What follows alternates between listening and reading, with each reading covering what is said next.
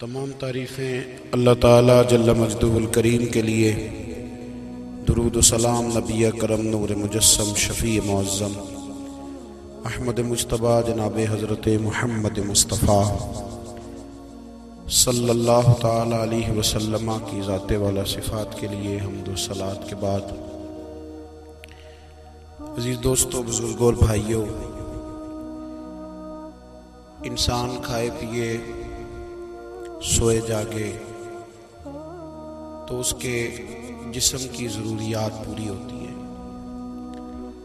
لیکن جب وہ اللہ کا ذکر کرتا ہے، نماز پڑھتا ہے، دعا مانگتا ہے، استغفار پڑھتا ہے، درود و سلام کے گجرے پیش کرتا ہے، تو پھر اس کی روحانی ضروریات پوری ہوتی ہیں۔ آج جس زمانے میں ہم وقت گزار رہے ہیں، لوگوں کی جسمانی ضروریات پوری کرنے کے لیے، غذائی ضروریات پوری کرنے کے لیے بہت سارے بندوبست کیے جا رہے ہیں، لیکن جتنا لوگ اپنی ظاہری ضروریات میں خود کفیل ہوتے جا رہے ہیں، اتنا ہی زیادہ وہ روحانی طور پر کمزور ہوتے جا رہے ہیں۔ گھنٹوں بیٹھ کر گپ شپ کرنے والے لوگوں کے لیے تھوڑی دیر بھی ذکر الہی کرنا مشکل ہو جاتا ہے۔ لمبی چوڑی باتیں کرنے والے، لمبے چوڑے دلائل دینے والے لوگ اور سمجھدار لوگ اور سیانے لوگ عبادت کے معاملے میں سستی کرتے ہیں، عمل کے مسئلے میں کمزور ہو جاتے ہیں۔ تسبیحات کرنا، وظائف پڑھنا، درود و سلام پڑھنا، کم بولنا، سچی بات کرنا، صبر سے رہنا، شکر کو اپنانا، قناعت اختیار کرنا، حسد، بغض، عداوت سے بچنا، یہ لوگوں کے لیے مشکل ہو جاتا ہے۔ پھر اس کا نقصان یہ ہے کہ معاشرہ ایک عجیب سی بے سکونی اور بے قراری کا شکار ہے۔ جیب میں بہت زیادہ پیسے رکھنے والا، خوش شکل نظر آنے والا، پیٹ بھر کے روٹی کھانے والا شخص بھی ڈھونڈتا پھرتا ہے کہ آخر میں پریشان ہوں کیوں۔ آپ انسانیت کی تاریخ پڑھیں گے تو آپ کو معلوم ہوگا کہ انسان نے کبھی پتھر کی پوجا کی، کبھی معاذ اللہ چاند سورج کی، درختوں کی، بتوں کی پوجا کی۔ معاذ اللہ یہ غلط ڈائریکشن پہ تو چڑھ گیا، لیکن ایسا نہیں ہے کہ کوئی بندہ دنیا میں آیا ہو اور کسی کی اس نے عبادت نہ کی ہو۔ اس لیے کہ اللہ تبارک و تعالیٰ نے جس طرح ہمارے جسم میں کھانے کی طلب رکھی ہے، پینے کی طلب رکھی ہے، سونے کی طلب رکھی ہے، اسی طرح اللہ تعالیٰ نے عبادت کے لیے طلب رکھی ہے جسم میں۔ یہ تو ہوا کہ انسان گمراہ ہو گیا، غلط رستوں پہ چل نکلا، اس نے جھوٹے معبودوں کی طرف معاذ اللہ توجہ کر لی، لیکن وہ کسی نہ کسی کے سامنے جھکتا رہا، کیونکہ اس کے وجود میں طلب تھی، شوق تھا اسے کہ وہ عبادت کرے۔ اللہ تبارک و تعالی جب مسلمان کو توفیق دے اور اللہ کی بارگاہ کی جانب وہ رجوع کرے، تو پھر اس کا رویہ یہ ہونا چاہیے کہ اس کی توجہ ہو اللہ کی جانب۔ ہمارے ہاں تسبیحات پڑھ لی جاتی ہیں اگر کبھی موقع ملے، لیکن وہ خاص انہماک، وہ خاص شوق، وہ خاص ذوق اللہ تبارک و تعالیٰ کی عبادت کا، ایک ہوتا ہے نماز پڑھنا، ایک ہوتا ہے اہتمام کے ساتھ نماز پڑھنا، یعنی ذرا وقت پہ اٹھنا، ذرا صحیح کر کے وضو کرنا، ذرا شوق سے مصلی بچھانا۔ ایک ہوتا ہے تسبیح پڑھ لینا، اور ایک ہوتا ہے ذرا تھوڑا سا نا شوق کے ساتھ اللہ کو یاد کرنا۔ آپ کبھی جو میں نے آیہ کریمہ پڑھی، اس کی آپ شان نزول دیکھیں، نبی کریم صلی اللہ تعالی علیہ وسلم کے نا کچھ صحابہ اللہ کی محبت کے شوق میں حضور کی بارگاہ میں حاضر ہوئے، اور انہوں نے آ کے عرض پتہ کیا کیا؟ عرض کرنے لگے، یا رسول اللہ صلی اللہ تعالی علیہ وسلم سالوں بیت گئے ہیں سجدے کرتے ہوئے، حضور سالوں بیت گئے ہیں تسبیح پڑھتے ہوئے، سالوں بیت گئے کہتے ہوئے کہ سبحان اللہ وہ پاک ہے، ہمیں سالوں بیت گئے یہ کہتے ہوئے کہ اللہ اکبر وہی سب سے بڑا ہے، سالوں بیت گئے کہتے ہوئے کہ الحمدللہ ساری تعریفیں اللہ کے لیے، سالوں بیت گئے اس کی تسبیح کرتے، تحلیل کرتے، تکبیر کہتے۔ حضور اب نہ ہمارا اپنے رب سے ملنے کو جی چاہتا ہے، کبھی اے حقیقت منتظر نظر آنا لباس مجاز میں، لاکھوں سجدے تڑپ رہے ہیں میری جبین نیاز میں، اور اقبال کہنے لگے کہ تیرے عشق کی انتہا چاہتا ہوں، تو میری سادگی دیکھ کیا چاہتا ہوں، میرا ذرا سا تو دل ہے مگر شوق اتنا، میں وہی لن ترانی سنا چاہتا ہوں۔ میرا بھی دل کرتا ہے کہ اللہ میں تجھے کہوں میں تجھے دیکھنا چاہتا ہوں جس طرح حضرت موسیٰ کلیم علیہ السلام نے کہا تھا، اور تو مجھے کہے کہ لن ترانی تو نہیں دیکھ سکتا، ذرا سا تو دل ہے مگر شوق اتنا، میں بھی وہی لن ترانی سنا چاہتا ہوں۔ پھر کہنے لگے بھری بزم میں راز کی بات کہہ دی، بڑا بے ادب ہوں سزا چاہتا ہوں۔ دیکھو سب لوگوں کے بیچ ہی میں نے یہ کہہ دیا۔ میرے عزیز صحابہ نا شوق میں، کتنے سارے لوگ ہیں آپ، کتنی ماشاءاللہ بڑی تعداد میں آپ آئے، ہم بھی کبھی اس شوق میں گئے ہیں کہ ہمارے رب کو دیکھنے کو دل چاہتا ہے، ہمارا جی چاہے وہ کبھی ہمیں ملے، ہم کبھی اس کی زیارت کریں، اس کی بارگاہ کرم میں ہم حاضر ہوں۔ صحابہ نے عرض کیا یا رسول اللہ صلی اللہ تعالی وسلم ہمارا رب کہاں ہے؟ ہمارا نا اپنے رب کو دیکھنے کو جی چاہتا ہے۔ جب صحابہ نے یہ عرض کیا تو اللہ نے قرآن مجید نازل کیا، فرمایا وَإِذَا سَأَلَكَ عِبَادِي عَنِّي فَإِنِّي قَرِيبٌ، محبوب جب میرے بندے آپ کی بارگاہ میں آ کے میرے بارے میں پوچھے نا تو ان سے کہہ دینا میں ان کے قریب ہی ہوں، قریب ہی ہوں۔ دلیل کیا ہے؟ بھائی اذا دان، یہ جب بھی مجھ سے دعا مانگیں گے میں ان کی دعاؤں کو قبول فرماؤں گا، میں ان کے قریب ہوں، میں ان کے قریب ہوں، یہ جب بھی دعا مانگیں گے نا میں قبول کروں گا، میں ان کے قریب ہوں۔ اللہ تبارک و تعالیٰ کے بندے اللہ سے محبت کرتے، رب کی بارگاہ میں جھکتے، اس کو اپنے دکھ سناتے، اس کے پیارے محبوب صلی اللہ تعالی علیہ وسلم کا وسیلہ لے کے اس کے حضور حاضر ہو جاتے، پیشانیاں سجدوں سے روشن ہوتی۔ ہم نا ہر چیز کے لیے وقت نکالتے ہیں، ہر چیز کے لیے، لیکن عبادت کے لیے وقت نہیں نکالتے۔ ہر شے آباد ہے، ہر شے، ہماری فیس بک بھی آباد ہے، واٹس ایپ بھی آباد ہے، ہمارے ٹویٹر بھی آباد ہیں، ہماری ہر چیز آباد ہے، سب سے کم آباد ہمارا مصلی رہ گیا ہے، سب سے کم۔ وہ لوگ اب ڈھونڈنے سے ملتے ہیں جن کی بغل میں مصلی ہوتا تھا۔ میرے بھائی آپ کتنا کو دنیا کے پیچھے بھاگو گے تھکا دے گی، کتنا دولت کے پیچھے بھاگو گے تھکا دے گی۔ آپ جب اپنی زندگی میں جمع تفریق کرو گے نا تو مرتے وقت احساس ہوگا کہ سارا کچھ تو لوگوں کے لیے کیا، اپنے لیے تو کر ہی کچھ نہیں سکے۔ اور ہم عبادت کے معاملے میں بہانے بازی بھی کرتے ہیں، ہم کہتے ہیں اوہو رزق کمانا بھی تو عبادت ہی ہے نا، تو میں حلال روزی کے لیے جا رہا ہوں یہ بھی تو عبادت ہے نا۔ میری طرح کے لوگ کہہ دیتے ہیں کہ میں سویرے اٹھ کے مدرسے میں کچھ اسباق دیکھتا ہوں تو یہ بھی تو عبادت ہے، میں بیان کرنے کے لیے مطالعہ کرتا ہوں تو یہ بھی تو عبادت ہے نا، اتنے لمبے سفر کر کے ملک میں دنیا میں گھومتا ہوں تو یہ بھی تو میں عبادت ہی کر رہا ہوں۔ اب اسپیشل نفلوں کے لیے وقت کس طرح نکلے، اسپیشل کر کے تسبیح میں کیسے چلاؤں، میں سارا کچھ ہم بہانے بنا لیتے ہیں نا۔ میرا سوال یہ ہے کہ یہ ساری باتیں صحابہ کو، نبی کریم کو، دیگر لوگوں کو بھی تو پتہ تھی نا، لیکن آپ غور تو کریں 23 سال حضور کو وقت ملا، مختصر وقت ظاہراً تبلیغ کرنے کے لیے، پوری دنیا میں دین بھی پھیلانا ہے، گھر میں 11 ازواج ہے، 4 بیٹیاں ہیں، ان کی اولادیں، سارے کام کاج بھی دیکھنے ہیں، لیکن سیدہ طیبہ طاہرہ حضرت عائشہ صدیقہ رضی اللہ تعالیٰ عنہ فرماتی ہیں سارا دن تبلیغ کرتے، ہر غلام کے دکھ سنتے، گھر میں آتے تو اپنے گھر والوں کا خیال کرتے، کام میں ہمارا ہاتھ بٹاتے۔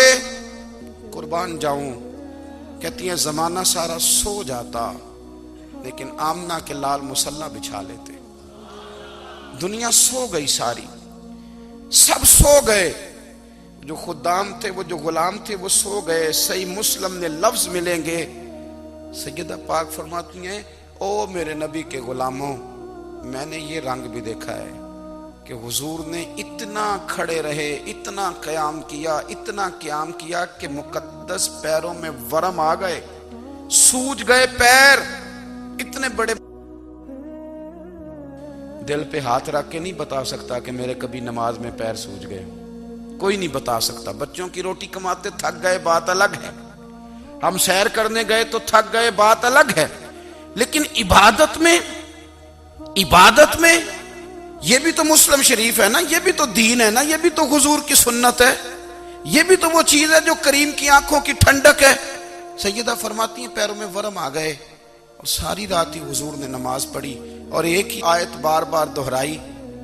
مسجد نبوی میں بلال حبشی نے فجر کی اذان دے دی اور حضور ابھی مصلی پہ تھے، کریم فارغ ہوئے۔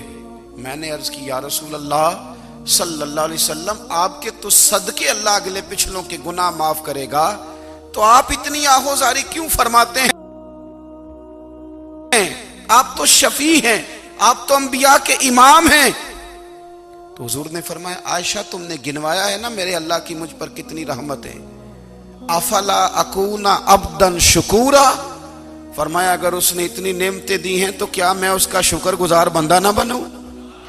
میں شکر گزار بندہ نہ بنوں اس کا؟ پھر اگر اتنی نعمتیں اس نے دی ہیں، مجھے اتنا نوازا ہے، تو پھر میں اس کے سامنے سجدے نہ کروں؟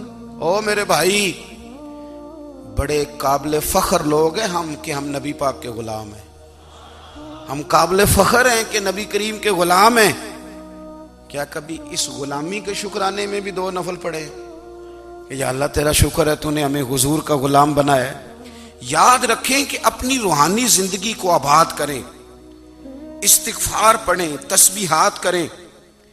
حضرت عبداللہ ابن عمر رضی اللہ تعالیٰ عنہ حضرت عمر کے صاحبزادے، مکہ مکرمہ میں ان کی قبر ہے۔ میں نے جب انہیں پڑھا تو مجھے ان سے بڑا پیار ہو گیا، لیکن آپ کو پتہ ہے وہاں جا کے کسی شخص کا مزار تلاش کرنا یا پوچھنا ایک مشکل کام ہوتا ہے۔ تو ایک دفعہ میں مکہ شریف میں حاضر تھا، تو ایک گاڑی والا ڈرائیور مجھے کہنے لگا کہ مولانا میں آپ کو جانتا ہوں، مجھے آپ سے محبت ہے، ایک بات بتاؤں آپ کو؟ میں نے کہا بتاؤ۔ کہنے لگے حضرت عبداللہ ابن عمر کی قبر دیکھنی ہے۔ میں نے کہا یہ تو نہیں کہہ رہا، یہ کسی نے بندوبست کرایا ہے، یہ اللہ نے تیرے دل میں بات ڈالی ہے، یہ ہو گیا تو لے چل مجھے۔ حضرت عبداللہ ابن عمر کو نبی پاک نے فرمایا تھا راجل صالح، یہ نیک بندہ ہے، یہ متقی آدمی۔ حضرت عبداللہ ابن عمر رضی اللہ تعالیٰ عنہ سیدنا فاروق اعظم رضی اللہ تعالیٰ عنہ کے صاحبزادے ہیں، اور ان کی ہمشیرہ سیدہ حفصہ رضی اللہ تعالیٰ عنہ حضور کی زوجہ محترمہ ہے۔ ایک دن اپنی ہمشیرہ سے کہنے لگے کہ نبی کریم صلی اللہ تعالیٰ علیہ وسلم گھر میں آئے نا، اور اگر حضور غم امت میں پریشان نہ ہوں، طبیعت کو حشاش بشاش دیکھو، تو ذرا پوچھنا تو صحیح حضور کا میرے بارے میں کیا خیال ہے، پوچھنا تو صحیح کہ کریم کی بارگاہ میں میرا کیا مقام ہے، میرے بارے میں حضور کیا فرماتے ہیں۔ اب بہن کو کام بتائے، اور بتائے بھی بھائی، اور پھر بہن وہ کام نہ کرے، یہ تاریخ میں ہوتا نہیں۔ حضرت عمر فاروق رضی اللہ تعالیٰ عنہ کی صاحبزادی ام المومنین رضی اللہ تعالیٰ عنہ فرماتی ہیں کہ میں تو بس منتظر تھی، انہوں نے تو کہا تھا نا کہ اگر تم حشاش بشاش دیکھو تو بات کرنا، لیکن حضور تشریف لائے، میری باری تھی، میرے گھر تشریف لائے، کھانا پیش کیا تو فوراً میں نے عرض کی حضور ایک بات پوچھنی تھی۔ تو حضور نے فرمایا پوچھئے۔ میں نے عرض کی حضور میرے بھائی عبداللہ ابن عمر کے بارے میں آپ کا کیا خیال ہے؟ نوجوانوں میری بات پہ غور کرنا، میرے بھائی کے بارے میں آپ کا کیا خیال ہے؟ تو نبی کریم صلی اللہ تعالیٰ علیہ وآلہ وسلم نے میری طرف دیکھا، اور پھر حضور زیر لب تھوڑا مسکرائے، اور بریلی کے امام کہتے ہیں کہ حضور مسکرا دیتے تھے نا تو جو بڑا دکھی ہوتا تھا وہ بھی ہنس پڑتا تھا۔ اب سوال پیدا ہوتا تھا کہ پھر تو اس مسکراہٹ کے لیے انتظار کرنا پڑتا ہوگا کئی کئی مہینے کہ حضور مسکرائیں تو رونے والے ہنسیں، تو اعلیٰ حضرت فرماتے ہیں نہیں، انتظار نہیں کرنا پڑتا، یہ مسکراتے رہنا تو حضور کی عادت ہے۔ جس کی تسکین سے روتے ہوئے ہنس پڑے اس تبسم کی عادت پہ لاکھوں سلام۔ یعنی یہ تو عادت ہے حضور کی مسکراتے رہنا، اس کے لیے انتظار نہیں کرنا پڑتا۔ بھائیو آپ خیال رکھیں گے، غور کریں گے، حضرت عبداللہ ابن عمر رضی اللہ تعالیٰ عنہ کے بارے میں پوچھا تو سیدہ فرماتی ہیں کہ نبی کریم صلی اللہ تعالیٰ علیہ وسلم نہ زیر لب مسکرائے اور فرمایا حفصہ تیرا بھائی ہے تو اچھا، لیکن میں نے سنا ہے کہ عشاء کی نماز پڑھتا ہے تو فجر تک سویا ہی رہتا ہے۔ او نوجوانوں، 10 بجے تک سونے کی بات نہیں ہوئی، 9 بجے تک سونے کی بات نہیں ہوئی، 11 بجے اٹھنے کی بات نہیں۔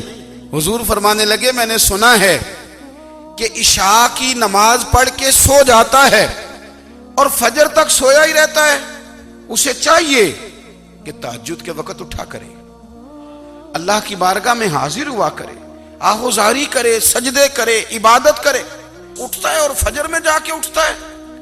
حضرت جناب حفصہ رضی اللہ تعالیٰ عنہ کہتی ہے میں نے جناب عبداللہ ابن عمر کو پیغام دیا اور میں نے کہا میرے جوان بھائی سن، نبی پاک نے فرمایا ہے تو اچھا پر تہجد میں نہیں اٹھتا، نفل نہیں پڑھتا۔ او میری ملت کے جوانوں، مزہ نہیں آ جاتا جب ساری دنیا سوئی ہو، ساری دنیا، اور بستر بھی گرم ہو اور نیند بھی پورا غلبہ کر رہی ہو، اور اچانک گھنٹی بجے دماغ میں، آنکھ کھلے، گھڑی پہ نظر پڑے، 3:30 4 بجے کا پیغام گھڑی بتائے، اور کوئی چڑھتی جوانی والا اٹھ کے وضو کرے، اور جب وہ مصلی کھول کے بچھائے تو مدینے والے محبوب کہتے ہیں کہ ہر نماز پہ رب ثواب دیتا ہے، اور جو اٹھ کے تہجد کی نماز پڑھے اسے دیکھ کے تو رب مسکراتا ہے، جو اس کی شان کے لائق ہے، جو اس کی شان کے لائق، وہ مسکراتا ہے، خوش ہوتا ہے کہ میرا بندہ تہجد میں اٹھ گیا، وہ مسکراتا ہے۔ کاش ہماری صبحیں کبھی اپنے مالک کے نام ہو جائیں، کاش کے صبح۔ حضرت ابو الحسن رحمت اللہ تعالیٰ علیہ حضرت معاذ ابن جبل رضی اللہ تعالیٰ عنہ کے پاس بیٹھا کرتے تھے، فرماتے ہیں ان سے جو پیار بڑھا تو پھر میرا مصلی سے بھی بڑھ گیا۔ تابعی ہیں، فرماتے ہیں صحابی رسول سے محبت ہوئی تو ذکر سے بھی ہو گئی، پھر درود شریف سے بھی ہو گئی، محبت ان سے بڑھی تو پھر اللہ نے مسجد کا پیار بھی بڑھا دیا۔ آپ فرماتے ہیں کہ میری ہر وقت طبیعت چاہتی تھی کہ بس اللہ اللہ کروں، بس اللہ اللہ کروں، بس نہ میں ذرا تھوڑی جان چھڑاؤں لوگوں سے، کوئی 10 منٹ ملے تو میں کچھ 4 نفل پڑھ لوں، میں تھوڑا سا نہ بچوں لوگوں سے، اور مجھے تسبیح ملے تو میں نہ کچھ 400-500 دفعہ استغفار پڑھوں، سبحان اللہ، الحمدللہ، اللہ اکبر، لا حول ولا قوت الا باللہ، میں نہ تسبیحات پڑھوں۔ فرماتے ہیں کہ بچے تھے گھر میں 6-7، غربت تھی، کام ملتا کوئی نہیں تھا، اور میں کام چور نہیں تھا، کام ڈھونڈتا تھا، پر اللہ کی قدرت کے کام نہیں ملتا تھا۔ فرماتے ہیں کہ میں نے ایک دن اپنی اہلیہ سے کہا کہ آج میں پھر جاتا ہوں کام ڈھونڈنے، تو میری بیوی بڑی فرما بردار تھی، پر اس دن نہ غربت کے ہاتھوں تنگ آ کے کہنے لگی آج نانا کوئی تو چیز لے کے آیا، تو مجھ سے بچوں کی بھوک نہیں دیکھی جاتی، یہ سب روگاں دا روگ محمد جس دا نام غریبی، کنڈ بلا کے لنگ جاندے نہیں دوست یار قریبی، آج نہ کچھ لے کے آیا تو میں بچے لے کے میکے چلی جاؤں گی۔ شیخ فرماتے ہیں کہ میں بڑا پریشان گھر سے نکلا، پر میں نے صبح سے لے کے زور تک کام ڈھونڈا، کام ملا کوئی نہیں، تو میرے دل میں خیال آیا چلو کام نہیں ملتا تو اللہ اللہ تو کرے نا، چلو بندوں کی مزدوری نہیں ملتی تو رب کریم کی عبادت ہی کرتے ہیں۔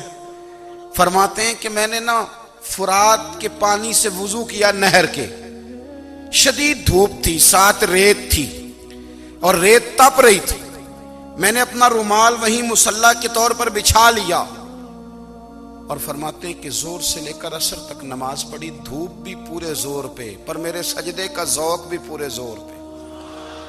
فرماتے ہیں سورج بھی چمک رہا ہے اور رب کی عبادت کا ذوق بھی پورے زور پہ، میں سجدہ کروں تو پھر میرا اٹھانے کو جی نہ چاہے، میرے استاد لکھا کرتے تھے، یہ ان کا شعر ہے، وہ کہا کرتے تھے مجھے سوز دے، مجھے ساز دے، اور مجھے نیم شب کا نیاز دے، دم سجدہ خود کو میں توڑ دوں، مجھے ایسا ذوق نماز دے، اور میں تیری بہار کا پھول ہوں، میں کھلا بھی ہوں تو تیرے لیے، مجھے میری شاخ سے توڑ لے، مجھے اپنی زلف کا ناز دے۔ بھائی فرماتے ہیں کہ عصر تک میں نے نفل پڑھے، دن ڈھلنے لگا، عصر کی نماز پڑھی اور میں وہاں سے چلا۔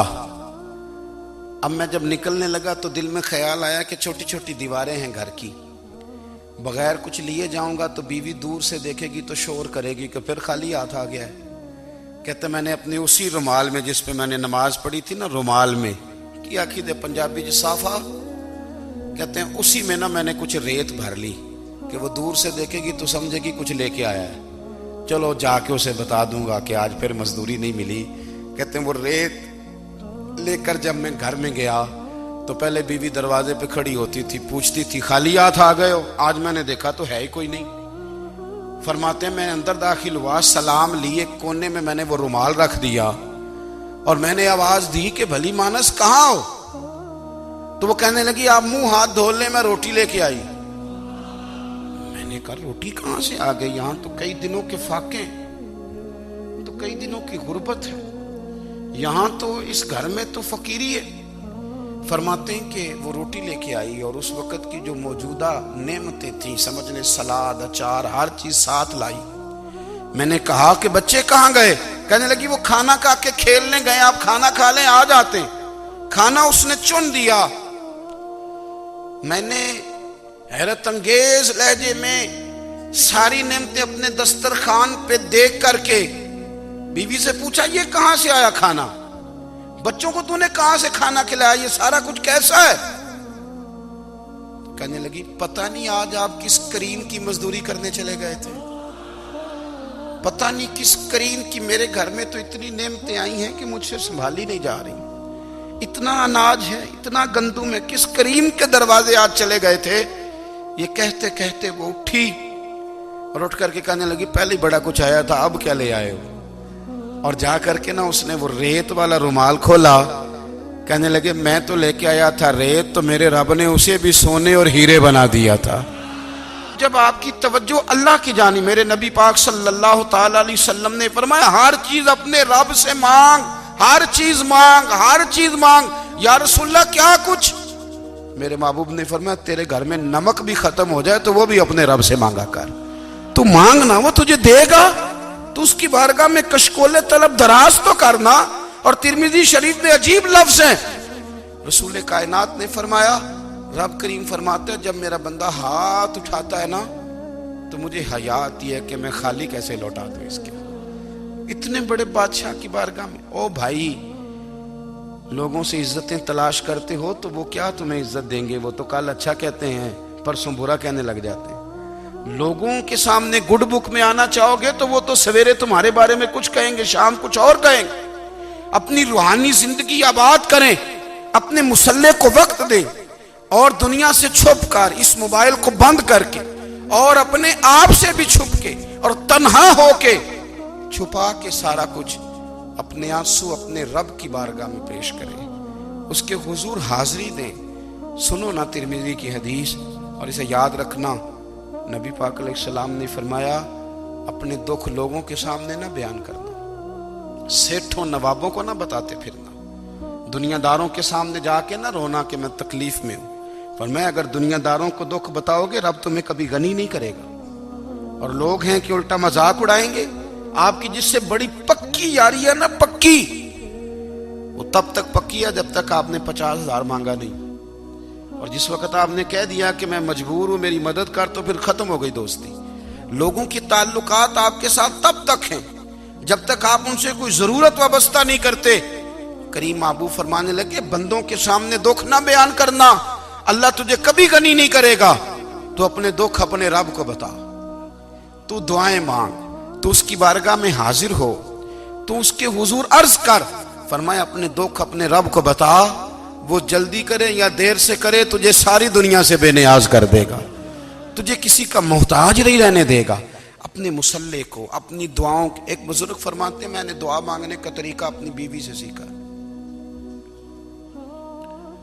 دعا مانگنے کا طریقہ اپنی، سیکھنے والے تو اپنے بچوں سے بھی سیکھ لیتے ہیں، سیکھنے والے تو ہر ایک سے سیکھتے ہیں.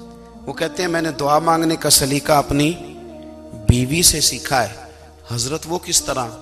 فرمانے لگے میری بیوی نے نا مجھے کوئی کام بتایا، کچھ پیسوں کی ضرورت کے لیے کہا، تو میں نے اسے کہا کہ بھئی ابھی میرے پاس نہیں ہے، کچھ دنوں میں آتے ہیں تو میں دے دوں گا. عورتوں کی عادت ہوتی ہے وہ بار بار یاد کراتی ہیں. 2-4 دنوں کے بعد پھر اس نے کہا حضرت وہ میں نے کہا تھا کچھ پیسے، میں نے اسے کہا کہ ابھی میرے پاس نہیں ہے، کچھ دنوں میں ملتے ہیں تو میں تمہیں دے دوں گا. اس نے کچھ دنوں کے بعد پھر کہا حضور وہ میں نے کچھ پیسے کہے تھے. فرماتے میں نے ڈانٹ دیا، میں نے کہا کہ کیا تو روز مجھے شرمندہ کرتی ہے، کہا نا میرے پاس نہیں ہے، ہوں گے تو دے دوں گا، تو روز یاد کراتی ہے. فرماتے اس نے پہلے تو میری ڈانٹ کو سہا، پھر میرے سخت جملوں نے اس کی آنکھوں میں آنسو پیدا کر دیے، پھر اس نے اپنے آنچل میں اپنے اس دکھ کو سمیٹا، اور پھر اس نے ایک جملہ کہا تو میں رو پڑا، اور مجھے اپنے رب سے مانگنے کا طریقہ آ گیا. مجھے کہنے لگی حضرت جی آپ نے ڈانٹ دیا، میں نے سہ لیا، پر آپ ہی میرے شوہر ہیں، بتائیں نا آپ سے نہ کہوں تو میں کس سے جا کے کہوں. فرماتے ہیں میں رو پڑا، اور میں کھل کے رویا، اور میں تڑپ کے رویا، اور پھر میری سسکیاں بند گئیں. تو مجھے کہنے لگی آپ کو کیا ہوا؟ میں نے کہا مجھے بھی دعا مانگنی آ گئی ہے. جب میں اسے کہوں گا نا اللہ تو ہی میرا رب ہے، میں تجھ سے نہ کہوں تو میں کس سے جا کے کہوں؟ میں کیوں کسی بندے سے سوال کروں؟ میں کیوں کسی دنیا دار سے کہوں؟ میں تیرے بندوں کا، نیک بندوں کا وسیلہ لے کے، تیرے محبوب کی غلامی لے کے تیری بارگاہ میں آیا، تجھ سے نہ مانگوں تو کس سے مانگوں؟ سمجھ آ گئی ہے. جب میں اس رنگ میں مانگوں گا تو پھر رب میرے اوپر بڑا ہی فضل فرمائے گا، وہ میرے اوپر بڑی رحمت کرے گا، وہ میرے لیے آسانیاں کرے. عزیز دوستو ہم اس طرح کرنے لگ گئے ہیں کہ ہم نے نا اپنے تعلقات پر اعتماد کرنا شروع کر دیا ہے. میرے تعلقات بہت ہیں. ہم نے اپنی دولت پر اعتماد کرنا شروع کر دیا ہے، میرے پاس دولت بہت ہے. ہم نے اپنے علم پر، اپنی شہرت پر اعتماد کرنا شروع کر دیا ہے کہ میرے پاس فلاں چیز بہت ہے.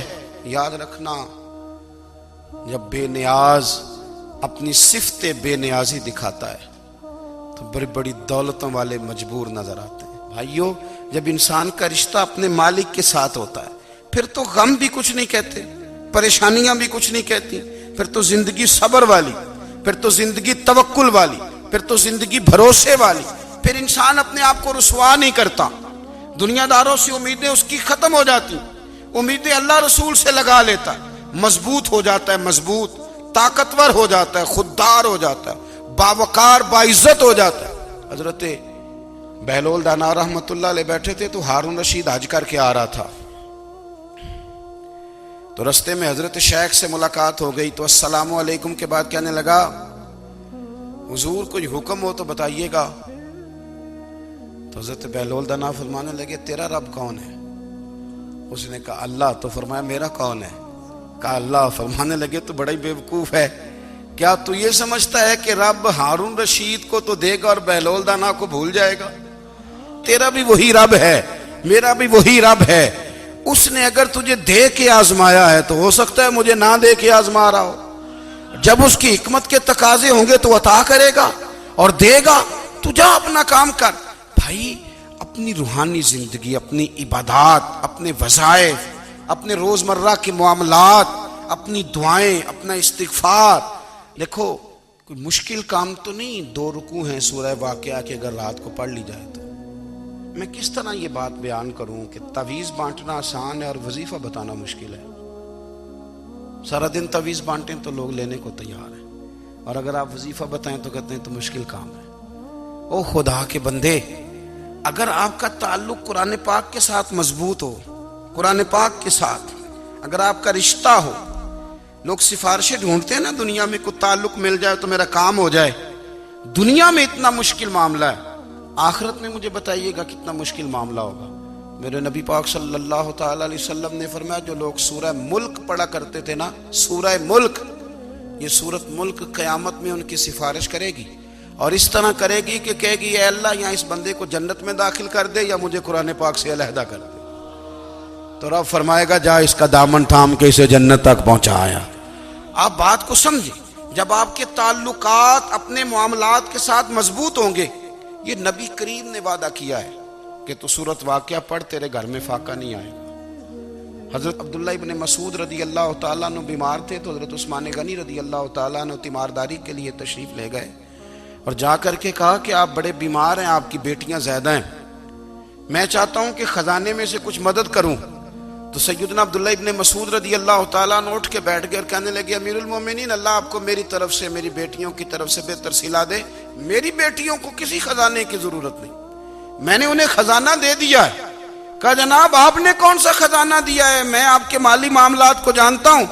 تو فرمانے لگی امیر المومنین میرے نبی کریم نے فرمایا ہے جو سورت واقعہ پڑھے اسے کبھی فاقہ نہیں آتا.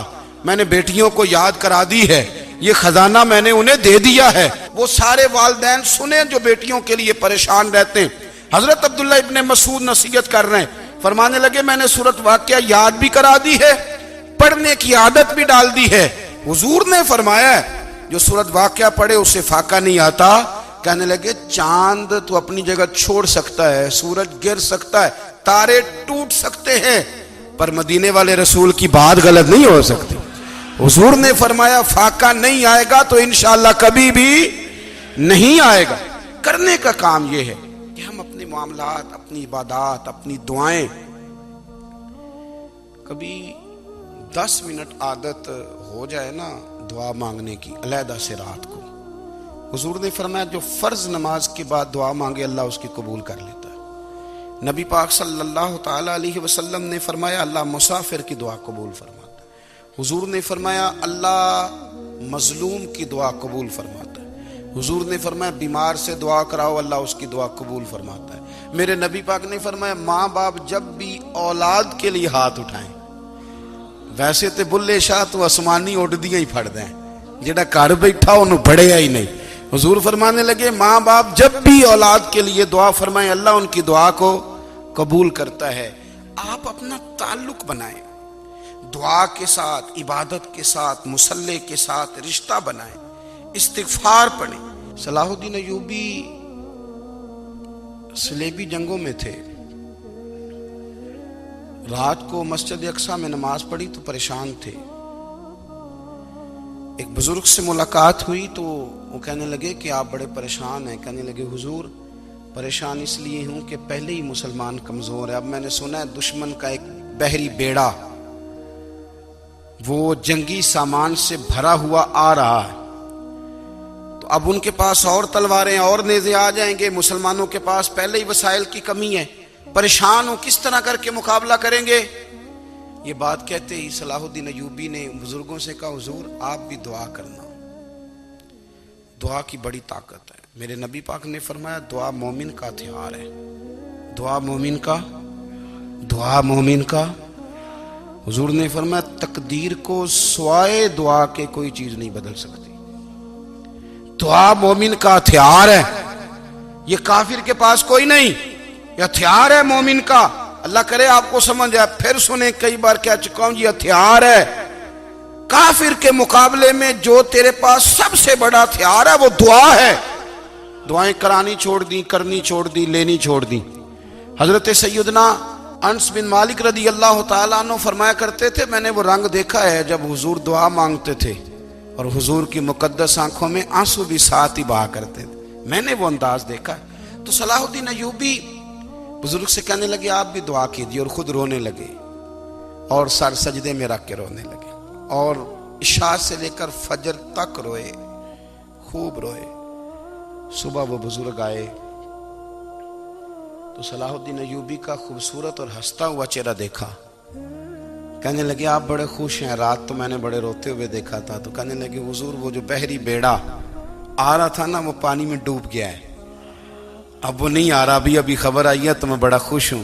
بزرگ کہنے لگے اٹھ سینے سے لگ، اور سن ایک بات، وہ بحری بیڑا پانی میں نہیں ڈوبا، وہ تیرے آنسوؤں میں ڈوب گیا ہے.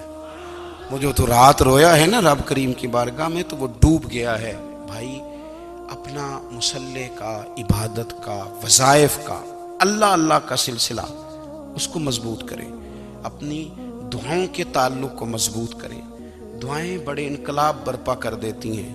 ہم تھوڑے تھوڑے نا جب سے خشک ہوئے ہیں نا، خشک، اور میری تو جماعت ہی صوفیاء کی جماعت تھی، ہم تو داتا علی اجمیری کی جماعت سے، ہم تو خواجہ اجمیری کی جماعت سے، ہم تو شیخ احمد فاروق سرہندی کی جماعت سے، ہم تو صوفیاء کی جماعت۔ ہماری جماعت نے بھی وہ تعلق جو ہمارے بزرگوں نے بنایا تھا۔ بزرگ اللہ کے قریب کیسے جاتا ہے؟ تو ہمارے یہاں نا بہت سارے لوگ کہتے ہیں جی نظر ہو گئی تو کام ہو گیا۔ بھائی جو بخاری مسلم میں طریقہ ہے نا اللہ کا قرب پانے کا، وہ تو نفل ہے۔ نبی کریم علیہ الصلوۃ والسلام نے فرمایا بندہ نفلوں کے ذریعے رب کے قریب جاتا ہے، اور اتنا قریب جاتا ہے کہ پھر اللہ اس کی زبان بن جاتا ہے، اللہ اس کی آنکھیں بن جاتا ہے، کان بن جاتا ہے، ہاتھ اور پیر بن جاتا ہے۔ تو یہ تو عبادت ہے، یہ تو اللہ کی بارگاہ کی حاضری ہے جو آپ کو اللہ کے قریب کرے گی۔ تو اپنے نماز کو اہمیت دے کے ادا کریں، نمازیں موبائل بند کر کے ادا کریں۔ لیکن نا کچھ لوگ کہتے ہیں مجھے ٹائم نہیں ملتا نماز کا، تو میں کہتا ہوں یہ آپ نے بڑی جرت کی بات کی ہے۔ مجھے کو میرا پیر بھائی کہا جائے نا میرے پاس ٹائم نہیں آپ کو ملنے کا، تو میں کہتا ہوں آج کے بعد آنا ہی نہ۔ تو کیا سمجھتا ہے، تو بہت بڑا آدمی ہے، تیرے پاس ٹائم نہیں ہے اور ہمیں ملنے کا ٹائم، موج کر۔ تو آپ نے اللہ رسول کو کہہ دیا ٹائم نہیں۔ اور عجیب فلسفہ ہے نا، کہا جائے نماز پڑھنے آؤ تو کہتے ہیں کپڑے ٹھیک نہیں، اور کہا جائے کہ آؤ ذرا دعوت پہ چلیں تو کہتے ہیں 1 منٹ ٹھہر میں کپڑے بدل کے آیا۔ نماز کے لیے کہا تو کہتے ہیں ٹھیک نہیں، دعوت کے لیے کہا تو کہتا میں ذرا تیاری کر لوں، یوں جانا مناسب نہیں۔ یہ معاملہ ٹھیک نہیں۔ رب تو فرماتا ہے کہ جب تو مسجد میں آ تو زینت اختیار کر کے آ، خوب ذوق سے دعا مانگے، خوب شوق سے نماز پڑھیں، خوب استغفار کا مزاج بنائیں۔ آپ لوگوں کے بیچ رہ کے سوکھ حاصل کرنا چاہتے ہیں، لیکن آپ کو پتہ ہے کئی مہینے غار حرا میں رہنا بھی مدینے والے محبوب کا طریقہ ہے۔ ہر سال اعتکاف بیٹھنا الگ سے، یہ بھی حضور کا طریقہ ہے۔ مسجد نبوی کے اندر دروازہ کھلتا تھا نبی کریم کا، پر گھر کے اندر نفل پڑے نبی پاک، اور حضور فرماتے ہیں کچھ نفل نماز گھر میں بھی پڑھا کرو، گھر کو قبرستان نہ بناؤ۔ ہمارا گھر اللہ کے ذکر سے آباد ہوگا اگر ہم نماز پڑھیں گے نا۔ میں جب سنت پڑھنے کے لیے گھر میں کھڑا ہوتا ہوں تو میرا جو 2.5-3 سال کا بیٹا ہے نا، وہ بھی میرے ساتھ نماز پڑھنی شروع کر دے۔ اسے پتہ کوئی نہیں نماز کیا ہوتی ہے، لیکن وہ بھی نا سجدہ نہ بھی کرنا ہے تو ساتھ لیٹ ضرور جاتا ہے۔ پتہ چلا بچے لیکچر دینے سے نماز نہیں پڑھتے، نماز شروع کر دیں تو بچے بھی شروع کر دیتے ہیں۔ ہم جب پریشان ہوتے ہیں تو لیکچر دیتے ہیں، تو لیکچر تو باہر شاید چل جائے، گھر میں کیسے چلے گا؟ گھر میں تو عمل چلے گا۔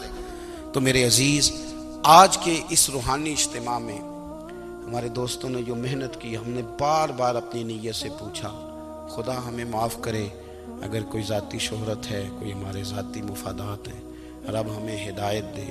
ہماری یہ خواہش تھی کہ روحانی اجتماع ہمیں تھوڑا سا اللہ اور اس کے رسول کے جانب مائل کرے، کچھ ہمارا رشتہ مسلح کے ساتھ مضبوط کرے۔